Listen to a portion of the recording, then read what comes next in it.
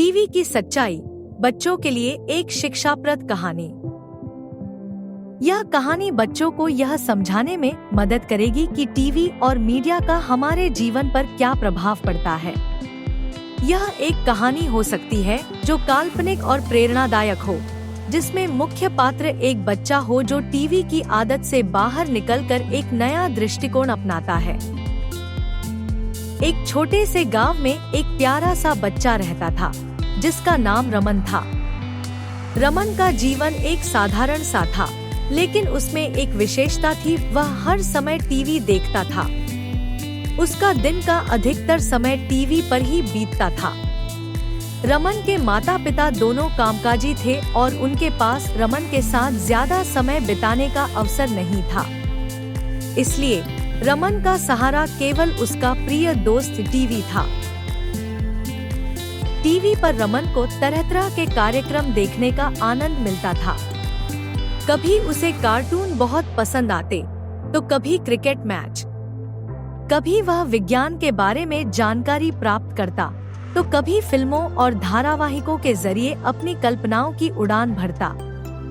लेकिन धीरे धीरे रमन को यह महसूस होने लगा कि वह सिर्फ टीवी के जरिए ही दुनिया देखता था और उसके जीवन में कहीं और कुछ भी नहीं था। रमन के बदलते विचार। एक दिन रमन के स्कूल में एक नए अध्यापक आए जिनका नाम मिस्टर शर्मा था। वह बहुत अच्छे और समझदार थे। उन्होंने बच्चों से कहा, आज से हम एक नई शुरुआत करेंगे। हम अपने समय का सदुपयोग करेंगे और हर चीज को एक नई नजर से देखेंगे। मिस्टर शर्मा के इस शब्दों ने रमन के दिल में हलचल पैदा कर दी। मिस्टर शर्मा ने बच्चों को टीवी के बारे में बताया। उन्होंने कहा, टीवी सिर्फ एक मनोरंजन का साधन है, लेकिन जब इसका ज्यादा इस्तेमाल किया जाता है तो यह हमारे जीवन पर बुरा असर डाल सकता है। इससे हम केवल दूसरी दुनिया में खो जाते हैं और अपनी असली दुनिया से दूर हो जाते हैं। रमन को यह बात बहुत अच्छी लगी, लेकिन फिर भी वह यह सोचता था कि टीवी में ऐसा क्या बुरा है। क्या सिर्फ कुछ वक्त टीवी देखने से उसे कोई फर्क पड़ सकता है? रमन का आत्म मूल्यांकन। कुछ दिन बाद रमन ने महसूस किया कि उसके दोस्त और सहपाठी भी टीवी को लेकर उसे वही बातें बताते थे जो मिस्टर शर्मा ने कही थी। एक दिन रमन ने फैसला किया कि वह अपनी आदतों का मूल्यांकन करेगा। उसने एक दिन का पूरा समय बिना टीवी के बिताने का निर्णय लिया। सुबह से शाम तक उसने अपने दोस्तों के साथ खेल-कूद, किताबें पढ़ने और बाहर घूमने का प्रयास किया। लेकिन दिन के अंत तक रमन को यह महसूस हुआ कि टीवी के बिना वह बहुत अधूरा महसूस कर रहा था। वह सोचने लगा कि क्या टीवी का असर उसकी जिंदगी पर इतना ज्यादा है। रमन की खोज। रमन ने अपने अनुभवों से सीखा कि टीवी की आदत ने उसे अपने दोस्तों और परिवार से दूर कर दिया था। वह अकेला सा महसूस करने लगा था।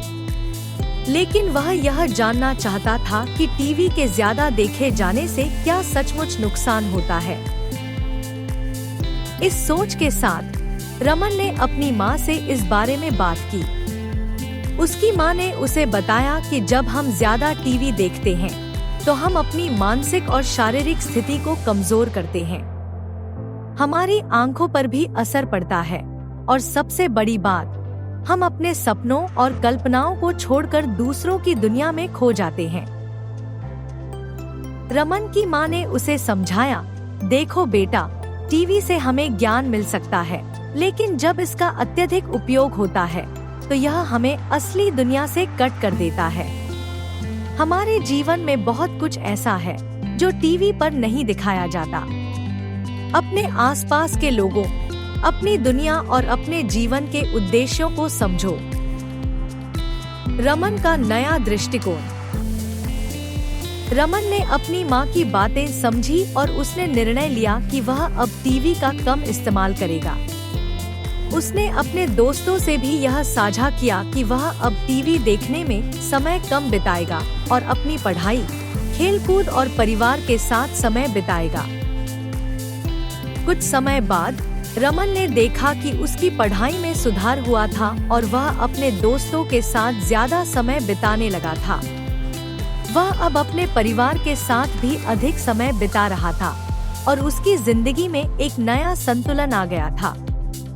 वह अब खुश था क्योंकि उसने टीवी की सच्चाई को समझ लिया था। सबक: रमन ने सीखा कि टीवी का सही इस्तेमाल किया जा सकता है, लेकिन इसके अत्यधिक इस्तेमाल से हम अपनी असली दुनिया और महत्व को भूल जाते हैं। सही समय पर सही चीजों को अपनाने से ही जीवन में सच्ची खुशियां मिलती हैं। नैतिक शिक्षा: मॉरल लेसन टीवी केवल एक मनोरंजन का साधन है और इसका अत्यधिक उपयोग हमारे जीवन में नकारात्मक प्रभाव डाल सकता है।